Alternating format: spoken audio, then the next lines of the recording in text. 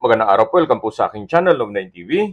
Padalas sa 10, meron po ba kayong mga properties na napapabayaan or non-performing assets? Plan nyo ibenta, pero wala kayong oras pagbibenta nito. Kung ito'y pagkakatiwala nyo po sa amin, tawag lang po kayo sa aking numero, usap po tayo, gawan ko po ng video for free. Yes, libre po, wala po kayong babayaran. Tutulungan pa namin kayong mabenta ang inyong property. Kami na po bala sa marketing, sa boosting or paid ads. Even sa tripping, hindi na po kayo mapapagod sa pag-entertain ng mga buyers. Kami na po bala sa lahat. Tawag lang po kayo. Nandito po tayo ngayon sa Bicol, sa Iriga City kung saan meron po tayong bagong video presentation. Isang residential property na may lot area na 3,000 square meters. Ito pong unfinished na structure ay meron pong floor area na 440 square meters. Ito po'y titulado, buhay po ang may-ari, kaya wala po kayong maging problema sa documentation o sa transfer ng title. At ito po'y along Barangay Road, kaya may access na rin po dito ng tubig, kuryente at internet provider. 80% na po itong bahay, so kung sakaling ma-acquire nyo ito, kayo na po ang magpapatuloy. Ito po yung covered carport.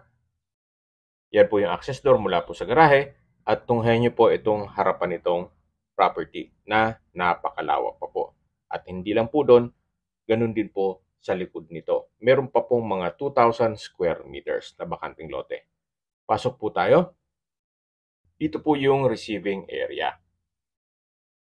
Then yan po yung hagdan na naka-concrete staircase at stainless handrail. Yan po yung first bedroom na kung saan napakalaki po ng espasyo, meron po itong corner glass. Labas po tayo.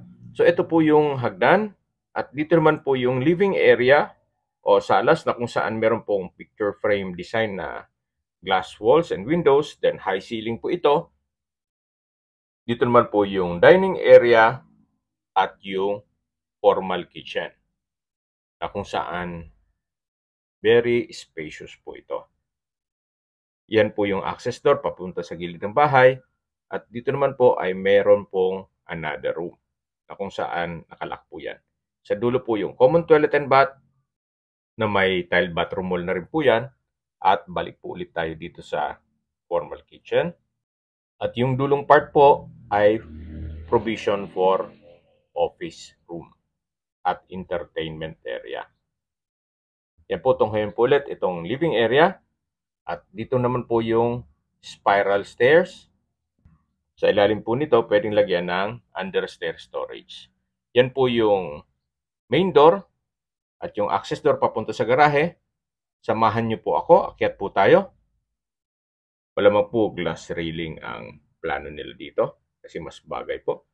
So dito na po tayo sa second floor o hallway. Check po natin itong first bedroom dito sa second floor. Ito po yung naka-solid wood door at napakalaki po ng espasyo dito. Meron pong customized glass window, then sliding glass door papunta sa balkonahe o terrace. Meron din po itong napakalaking toilet and bath at dito na rin po ang walk-in closet. At check po natin yung view naman dito sa likod ng bahay. Ito po yung tinutukoy ko ng mga 2,000 square meters more or less na marami po kayong pwedeng i-project yan. Pwede po itong gawing private resort o events place. So, depende po sa inyo kung anong gagawin nyo once na ma-acquire nyo ito.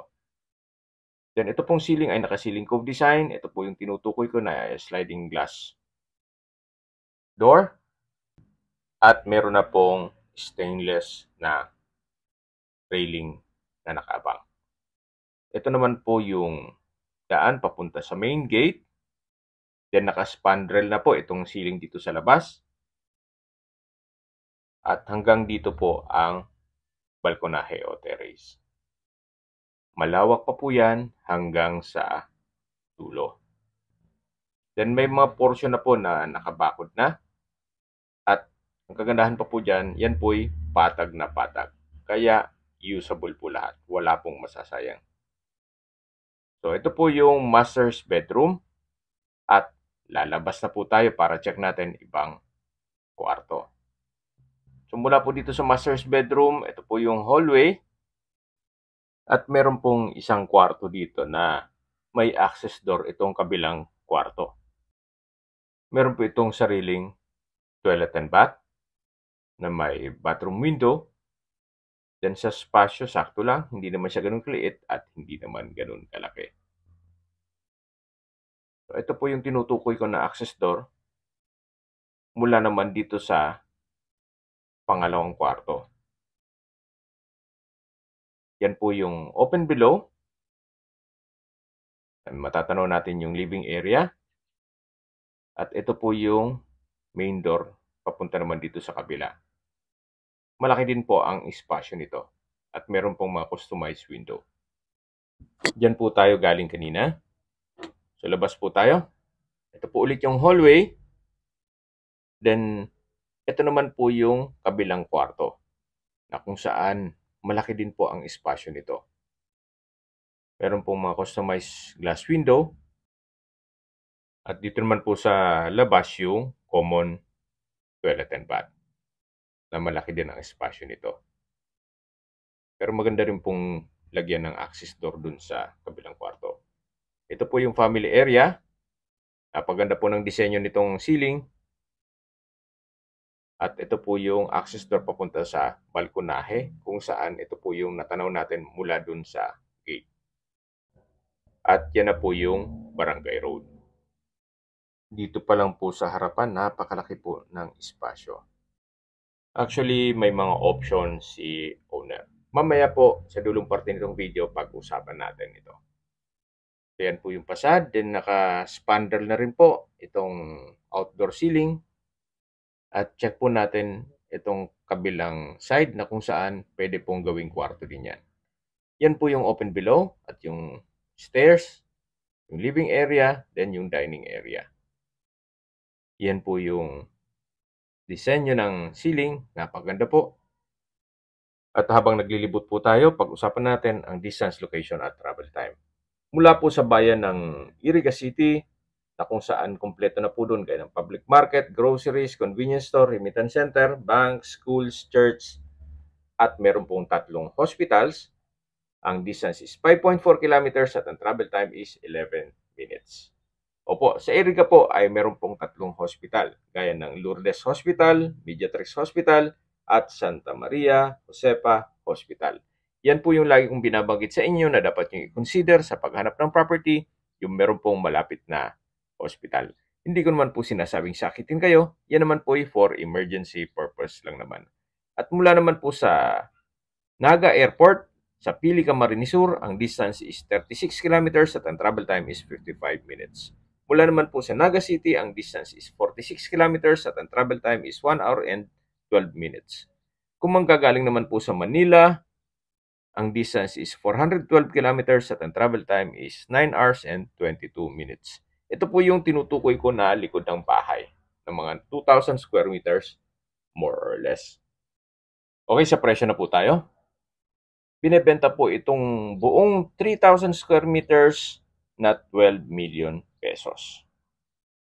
Siyempre, kasama po ang bahay. At kung sakali man po na masyadong malaki sa inyo yung 3,000, pwede naman pong dun sa option B na 2,000 square meters plus house and lot, which is 11 million pesos. Then option C is house and lot plus 1,500 square meters. Then ang price niya ay 10 million pesos. Meron din pong terms. Pwede pong 50% down payment at 50% ay payable in 12 months. Mag-issue lang po kayo ng post-dated check. Ito po yung likod ng bahay. Then dito naman po yung side view ng property. Yan po yung concrete fence. Kung i-assess po ninyo sa construction cost nitong building, sa mahal po ng materyales at labor, medyo good deal na rin po ito. Pero ganun pa man, depende pa rin yan sa assessment nyo dito sa property. Kung sa tingin nyo, good buy na rin po ito o good deal na po ito. Gawa ng, aside from dun sa napakalaking bahay, meron pa po kayo ditong malaking bakanting lote na pwede niyong pagtanman o kung mahilig kayo sa panabong ng manok, pwede pong mag-alaga dito. Yan po yung likod ng bahay. Napaganda po ng disenyo, nagkataon lang may mga pagbabago sa kanilang plano. Kung may mga katanungan po kayo, tawag lang po kayo sa aking numero. At sa mga kababayan naman natin sa ibang bansa, meron po akong Telegram. Sa mga iPhone user man, may iMessage. Meron din pong Imo, Skype, Viber at WhatsApp. Same number lang po, 0917-316-3399. Sa mga nagtatanong naman po ng aming Facebook, meron po aming Facebook page na Nov9 TV at Facebook Reels Video. Meron din pong TikTok at Instagram. May ibang YouTube channel po kami na The Nov9 TV channel at Nov9 TV Listings. Sana po naibigyan nyo ang aming video presentation. Paki-like and subscribe na po sa aking channel para ma-update din po kayo sa aking future listings. Kung sakali po hanap nyo yung mas malaking sukat na lupa, meron din po kami ibang listings na pwede nyong pagpilian. Huwag po kayong mag-atubiling tumawag sa amin, then let us know your budget para malaman namin kung anong property pwede namin alok sa inyo. Sa lahat pong viewers, subscriber at nagtiwala po sa amin, salamat po sa suporta. Ingat po kayo lagi at yung pamilya. Maraming salamat po.